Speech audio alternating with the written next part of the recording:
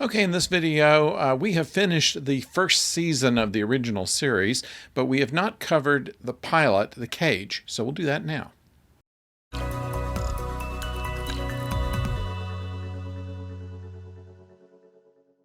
Hello out there, I'm the oldest nerd. And the first thing that you might notice if this is not the first time you've seen The Cage is that the version that's on Paramount Plus right now is the one with the enhanced special effects. Now, this, as it has done in the other episodes of the original series, does not violate the spirit of which these effects were made, but just does them a little bit better. The mats line up a little bit better.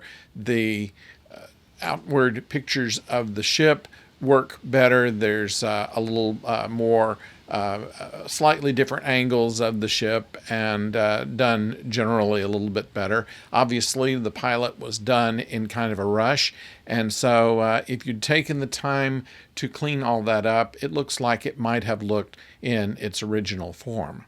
The outward shots of the ship are kind of camera angles that just weren't possible with the models at that time, because it wasn't until sometime later that they had the process where you could use robot cameras to track the movement of the model and then the background. It's all done digitally here, but it makes for a smoother and easier to assemble type of effect. And I think in general, this really does bring this up to a standard that we would be accustomed to.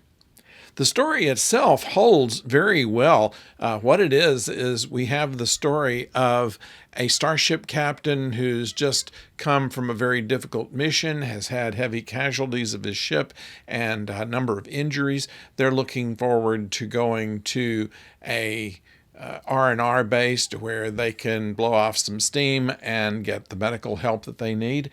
And even the captain's conversation with the chief surgeon is basically saying, I'm so tired that I almost want to give this up. He didn't really want to, but that was kind of running in his mind, and this was picked up by the Talosians. So we get to see what his preferences would have been. He might have gone home. He might have become a traitor on Rigel. All of these things that he was talking about to the doctor become the illusions that they're using here. And many people don't know that the voice of the magistrate was, in fact, the other Talosians, was provided by Malachi Throne, and it was changed a little bit to make it sound a little bit different. But he's the same person that played the Commodore in The Menagerie, which was the use of this footage in a two-part episode in the regular series. This was never aired except as a special was done during the 90s. And at that time, all they had were the parts that were used in The Menagerie, and then some of the other parts that were done on a black and white backup film, which was not used. What we see now is the colorized version of the black and white film, since the original color film of the entire episode does not exist. So with sharpening up of the special effects, with putting everything in color, we're able to see how the acting was done. And we can almost understand the real reason they didn't want Majel Barrett for number one. Her acting was rather wooden. She was trying to play logical, but her acting came out kind of flat. Now, she was capable of better acting, as we saw her as Lwaxana Troi in The Next Generation and on DS9 and so on. And of course, as the computer voice. But in the job as number one, there was a problem. And of course, it was well known by the studio heads that Majel Barrett was a mistress of Gene Roddenberry. He was married at the time. He was also having an affair with Nichelle Nichols. So he was kind of he kind of had a roving eye. That has nothing to do with anything except for the fact that possibly the studio did not want Majel Barrett in a leading role, only because it seemed to be not based on her talent, but based on the fact that Roddenberry wanted to play favor with her.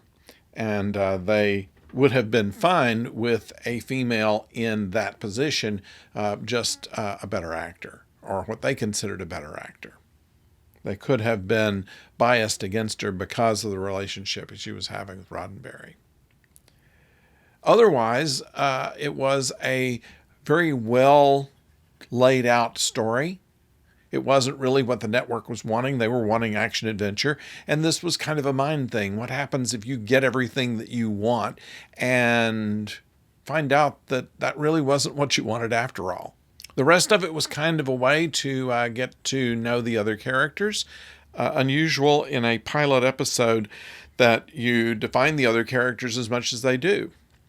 We know more about the ship's doctor than you might expect. We know more about Number One and Spock, even the navigator, and Yeoman Colt, which I don't think they ever gave her a name in this, but I think that was supposed to be Yeoman Colt. That was always kind of bumping into the captain.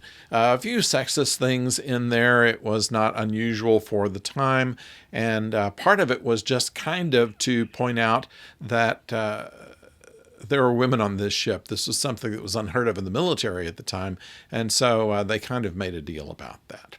They got to show the transporter technology and the soundtrack, which was written all the way through by Alexander Courage, also included some of the special effects sound. The transporter sound was done musically rather than by sound effects.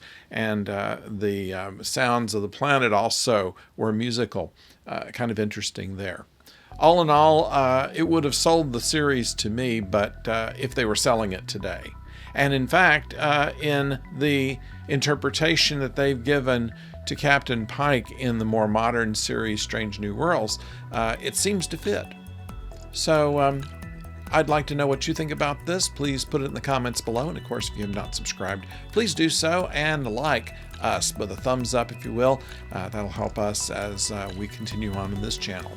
We are doing retro reviews, of course, of Star Trek. We'll start on the second season very soon, and also of the Tom Baker era of Doctor Who.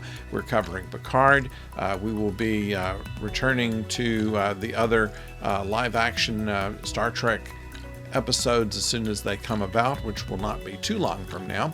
And of course, we're still covering The Mandalorian. So if any of that interests you, we hope that you will look us up and check out those videos as they come throughout the weeks. And until we see you next time, don't go far.